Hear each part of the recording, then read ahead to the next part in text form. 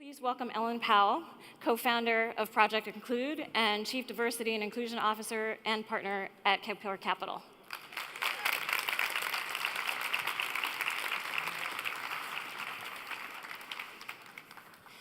The power of one voice is amazing, and you have used that voice, and really wanted to thank you, just first and foremost.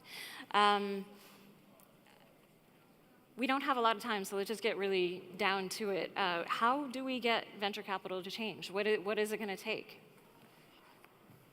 It's so hard because there are venture capitalists who approach me who are interested in changing, and then they're like, well, my partners would never do that. Mm-hmm. And it's, there are individuals who are interested, but when you look at the whole group, it's really difficult. I think it's by having these small firms who are starting out, and unfortunately it's really hard for them to raise money, but they're starting out and they're investing in diverse pools of entrepreneurs and having them be successful, watching these ventures be successful, and then scaling it up. But it's slow. I would love to see somebody take that risk and say, I think this is a huge opportunity. There's like an arbitrage opportunity where all of these startups founded by diverse teams are undervalued, and we should be putting money into them, and we should raise a pool of $500 million and go out and invest, or $1 billion. You look at these funds being started by other people where it's not so much experience, not so much success, but they're able to raise huge amounts. I wish somebody would take a chance on some founders of color, or women, and just put a bunch of money behind them, and then watch the success that comes out of that. I think that's what it's going to take. I don't think this generation of VCs is really open to change. Do you believe that, so you're a partner at Kapor, and you're also a diversity and inclusion officer. Do you believe that is a way to create change? Should all VCs have somebody like you on their team? I think so. It's hard, though, if the people who are leading the firm don't care, right? So then it becomes like company, a PR really, effort, yeah. right? Yeah. So yeah. I think the change comes from the top, and then you have to give that person the power to actually do things. Awesome. Which at Kapor Capital I've been able to do, which is exciting, where people are really interested, and it is across a whole firm, and so it's been a good experience. Yeah, so tell us a little bit about what you are doing in terms of diversity and inclusion at Kapor. What does that look like? How does your work with entrepreneurs change as well? Yeah, it's been a great experience. I joined, and they were just a year into their founder's commitment. So any founder who wants an investment from Kapor Capital needs to sign up for a commitment to diversity and inclusion. So they have created this program, and in the past year, we've really kind of formalized a lot of different pieces of it, where founders can participate in workshops. We've had workshops on building a code of conduct and anti-harassment policy, a workshop on values, a discussion around things that were happening in venture capital and in investing and in fundraising, and really just allow the founders to have a place to talk about diversity and inclusion with people who have been doing it for a while and are interested in helping the founders.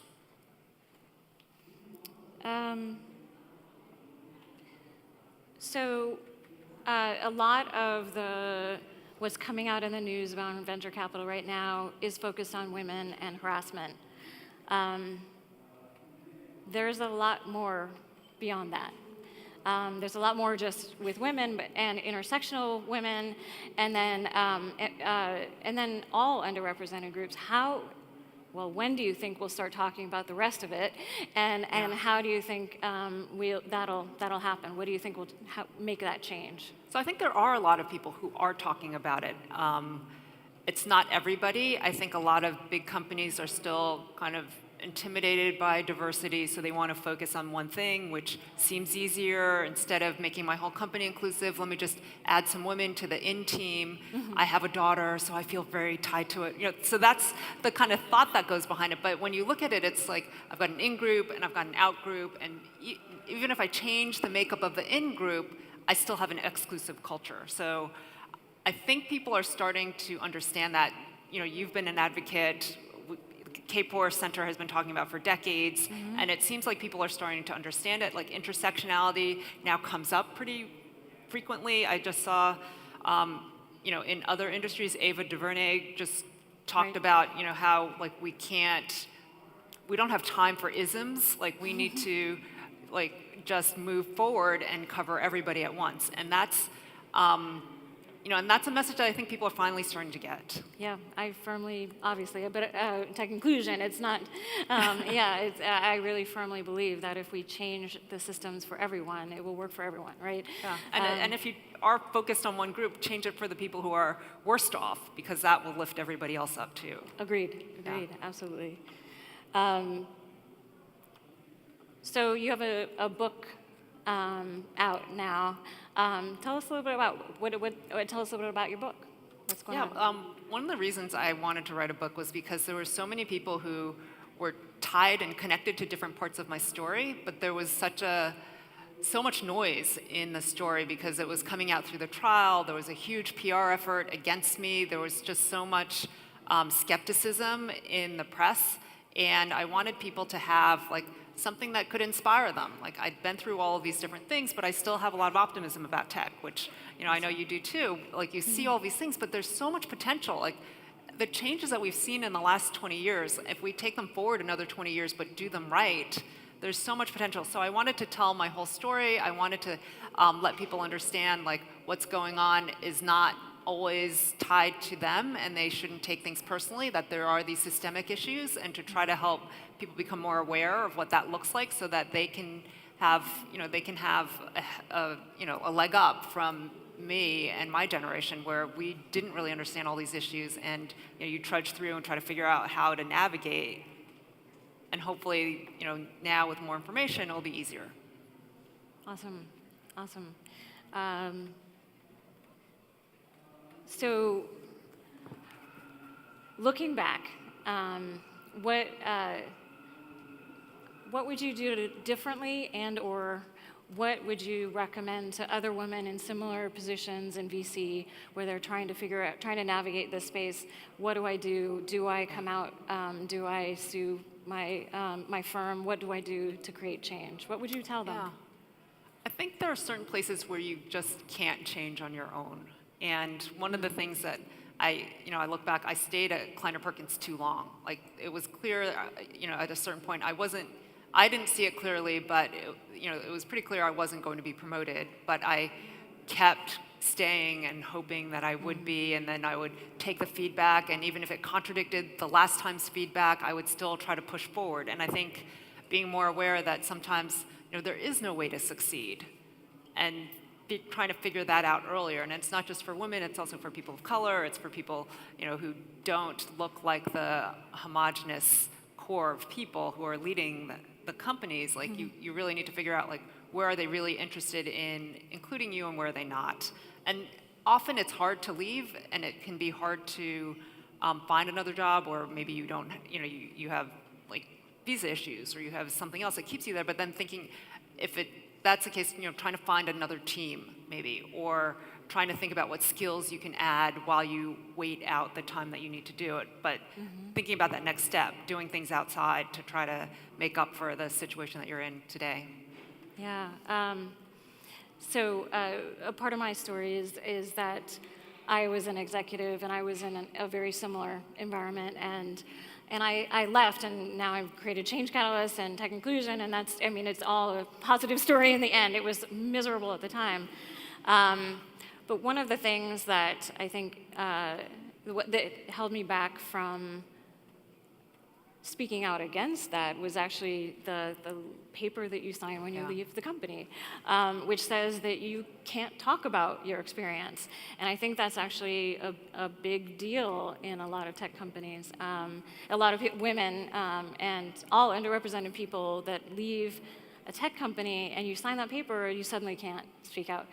What would you recommend that people do what you did and really speak out once you leave? It's so hard because it depends on the individual person. There's some people for whom 6 weeks salary is worth being quiet because they need, it's going to take them a while to find another job, or they have, kids or parents that they have to support, and they can't just walk away and say, screw you. That's why, one of the things, hopefully you can build up a fund, an FU fund, and just say, right. Yes, give exactly. myself the freedom to say what Please I want do. to, right? And it can be hard, but just giving yourself the knowledge that I'm not locked into this job, that I can get out, is really powerful. I think it's hard for people to speak up, and I understand that. And think about ways that you can speak up that might be small. It might be just sending an email to somebody privately. It might be speaking up for somebody else.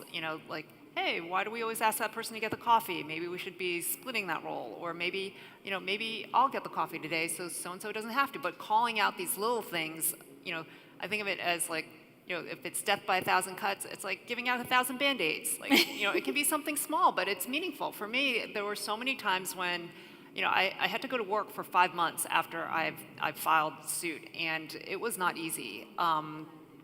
But people would send me little notes, and I remember Geisha Haas sent me a note during this time period where she wrote about how, often, there's this huge press onslaught where people are just totally destroying my reputation and saying I was a poor performer and saying, I was crazy, and that was a nice thing that they said about me, was that I was, otherwise it was just bad intent all around. But she sent a note saying, often we hold on to the negative things and we let them stick to us, and we take the good things people say and let them slide off like Teflon, but we should really be doing the opposite. So, hold on to the good things and let go of the bad things. Yes, absolutely. Agree. So now you're working at K4 Capital, and you're also heading up Project Include. Do you want to talk a little bit about Project Include and kind of the work that you're doing there, which is different?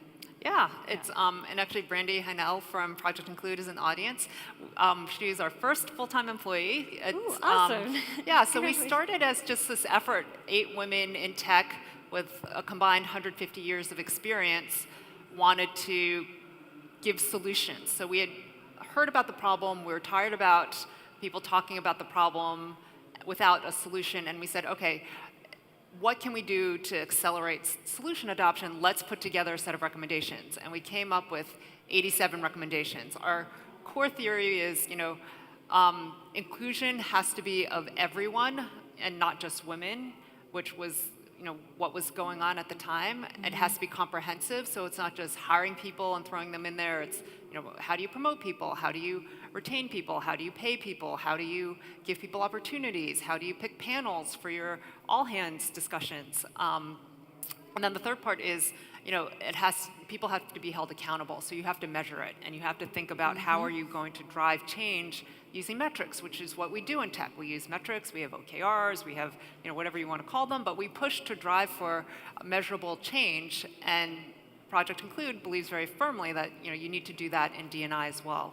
So we got together, we launched our recommendations, and all of a sudden people were like, wow, this really resonates, we want more. So we started programs around working with small groups of CEOs to see how much they could change in 6 months, and then we want to take that data and show people it's not just changing by 0.5% in gender representation for engineers. It's really these are the big things you can do, and we've worked now with 2 cohorts of CEOs. We're working with VC firms to get access to their portfolio companies so we can get more data and really just create this database of what's possible and hopefully drive people to benchmarks and standards and to think about what the potential is and not just the status quo, which is nominal change year to year. Awesome. So moving forward, the theme of the conference is driving an inclusive future. Looking toward that future, maybe 5 years from now, what kind of an impact are you looking to make on that future? Yeah, I know you asked me that in prep, and I'm like, I don't know. I think it's so it's hard. Okay not to know, right? I don't know. It's so hard. It's, there are days when I'm like, all right, I think things are moving, and you mentioned that you think companies are now like not so tied to the pedigree of the schools that people have gone to, and I see that too. Like there's change that's happening. How fast is it going to happen? I think it really depends on people speaking up and saying, hey, I think that's a good candidate. Like they did really well on the tech process, so we should just keep that candidate in the pool and not drop them because they didn't have the right background or whatever. So it's like individuals moving the needle, and eventually all of those ripples form a big splash, and Right. you get change. So part of it depends on like how willing are people to speak up and to push for change, and how willing are people to listen, because you can't do it in a vacuum. So how can we push our CEOs and also our boards of directors and VCs to say, this is important, we want to measure it, we want to see change, and we are going to hold you accountable for it, and we are going to judge you on it as a leader, whether you're able to bring your company along to the present, and in the next 5 years acknowledge that we are going to be three-quarters of the population are not going to be white men in a very short amount of time. So is my company prepared for that? Awesome. I want to open it up to a couple of questions from the audience. Does anybody have questions?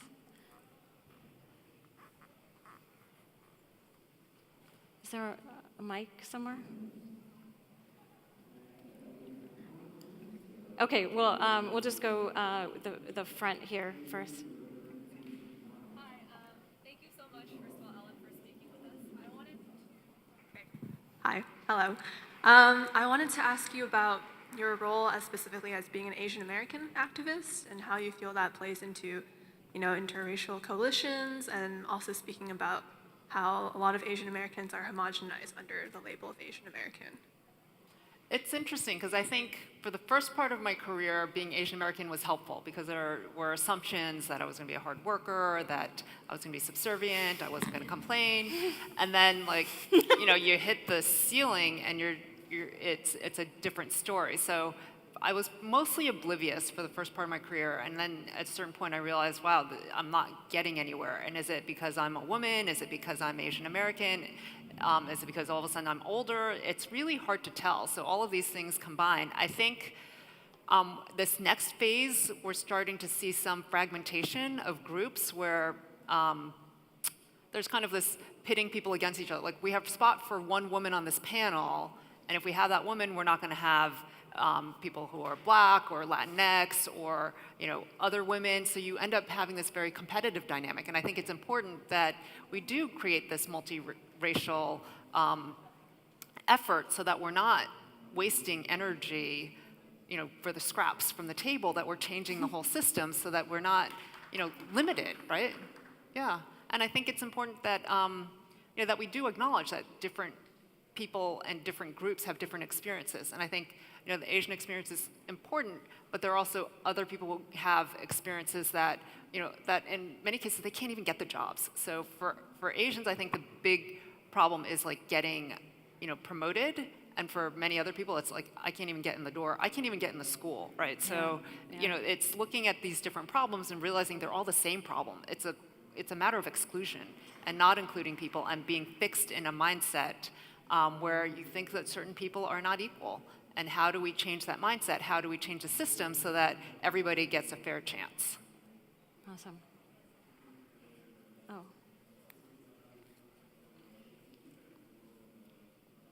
Hi, you spoke about metrics and measurable goals, and we see a lot of these numbers about like total employees in various groups, and I think that over-focuses the conversation on recruiting and hiring practices.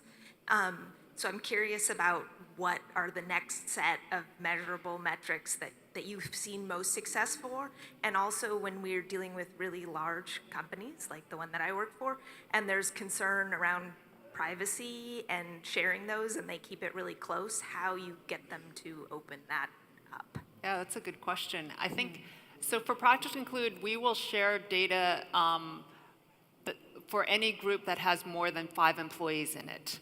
So we run some surveys and we drive some metrics for the companies that participate, and we will include satisfaction levels for groups of 5 or more, because we think that's protective enough of privacy. And I think that's a general standard in people who are doing these surveys. I think I don't know of a company that's doing it well. I would love to see statistics for retention. Like, why aren't we looking at retention rates? There's, this whole leaky tech pipeline where people fall out at all different stages in the school to startup process. So why aren't people looking at where people are falling out and then trying to plug those holes? Instead, you just try to throw more people in there faster, and you hope that some more of them get to the top. But it's really not a hiring problem. It's a comprehensive problem across the whole employee life cycle. Awesome. Thank you. Thank you for having me. doing all you do, and thank you for being here. Thank you.